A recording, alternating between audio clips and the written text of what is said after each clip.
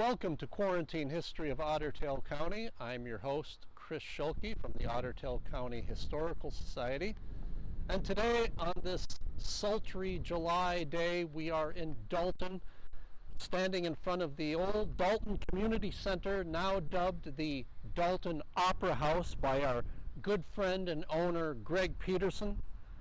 Greg has been restoring the community center and hosting a variety of community events, but I'm really not quite convinced that he can replicate the center's glory days when it was used for everything from civic meetings and political rallies, dances, movies, temperance lectures, roller skating, and even church services. In fact, can you imagine being here on New Year's Eve in 1903 when the hall was transformed into a masquerade ball with music furnished by the Dalton Orchestra? What a great time that must have been. In fact, the good folks of Dalton sometimes had too good of a time. In the 1920s, the village council ordered a constable at all dances to make sure the crowd stayed under control. But those stories are for another time. Today, we are in the midst of a hot, humid summer, which is perfect for swimming, boating, fishing, and of course, baseball. Baseball has been a part of Minnesota's community fabric since the late 19th century. As early as 1904, Dalton had an organized team. One newspaper account noted the Dalton Infants were going to play a game against the Torgenshoel Giants on July 31st, 1904. Another newspaper account from July 1910 read, 2 weeks ago last Sunday, the ball team of this place, Dalton, defeated St. Olaf in a closely contested contest 8-5. Vetlisland and Thurno were on the rubber for Dalton, and Thordelson and Burlau were the chosen ones for St. Olaf.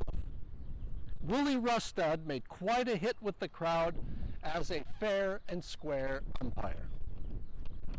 So while baseball was popular in those early years, it really wasn't until after World War II that baseball truly became the national pastime. And in Minnesota, the post-World War II years was the golden era of town ball. For communities like Dalton, town ball was upfront and personal. It offered local people the opportunity to embrace a team that included their family and friends. And now join me as we head down to the ball diamond here in Dalton.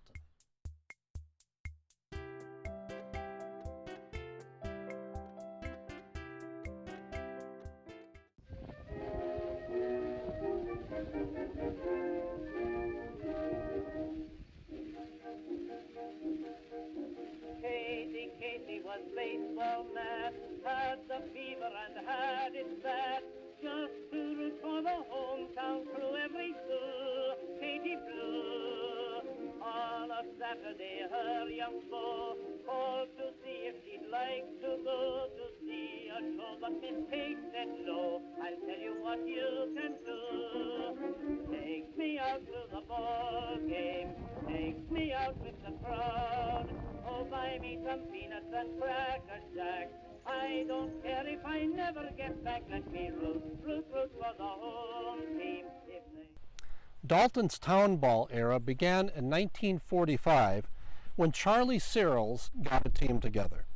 They initially played in a pasture until the village purchased some land from Bill Jensen for a ball diamond, the spot I'm standing in now. The Dalton teams played pretty good ball and usually won more games than they lost. Winning, of course, meant more people attended games.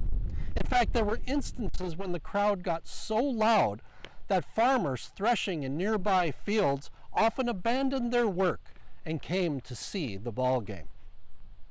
Some of the games got pretty intense, especially when Dalton was fighting for its playoff life. When Dalton beat Ashby to enter the Region 10B tournament, the Battle Lake Review reported, a crowd estimated at some 600 witnessed the Underwood-Dalton tilt, which was hailed as a powder keg event, inasmuch as there was considerable feeling between the two towns. The game went on without incident, however, with Dalton swamping Underwood toward the end of the game. Sticky Ecker hurled a good ball for Dalton, with Furness and Finseth unable to stem the tide on the mound for Underwood. And in 1948, Dalton Town Ball reached its pinnacle when they made the state Class B tournament.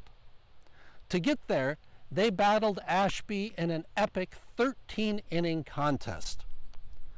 Unfortunately, in their first game at Shakopee, Dalton was eliminated by the St. Cloud Moose 8-1. The Moose went on to win the 1948 State Class B championship. But Dalton continued to have good teams throughout the 1950s and some awfully good players. Some may remember that Roger Sinner joined the team for a while. Sinner was arguably one of the best ball players ever to come out of the area, as he was drafted by the New York Giants. So I'd like to now read an excerpt from Lori Jensen's book on Dalton, on her memories of Dalton's town ball era. Lori wrote, "For those of us who can remember the Sunday afternoon ball games during the 1950s, we remember the excitement of watching the ball being hit over the fence. If the cheering wasn't loud enough, those who sat in or near their cars would honk their horns as the batter rounded the bases. We remember that someone was sitting in the scoreboard, putting up the numbers. Otto Bader was in charge of making sure everyone bought a ticket to the game. He would even go to those who parked on the gravel road west of the diamond to make sure they had a ticket. And who can forget the announcer? Sigurd Dahlen's booming voice over the PA added to the excitement. You might have been one of those kids who found a foul ball and promptly brought it to Sigurd. That foul ball was worth 10 cents, enough to buy a bottle of pop. Wouldn't it be great to have Dalton's own team again?" So as we go through a summer really without live baseball, let me conclude with the story of Bud Grant. The legendary Minnesota Vikings football coach not only played professional football, he was also a professional basketball player with the old Minneapolis Lakers before they moved to Los Angeles. Grant was also a pretty good baseball player, and he had to say this about town ball in Minnesota. Town ball was a big playground in the 1940s and 50s. I made more money playing baseball for town teams than I did playing basketball for the Lakers, and we won an NBA title. It was an amazing era, one that we will never experience again. Well, thank you for joining me on Quarantine History of Otter Tail County.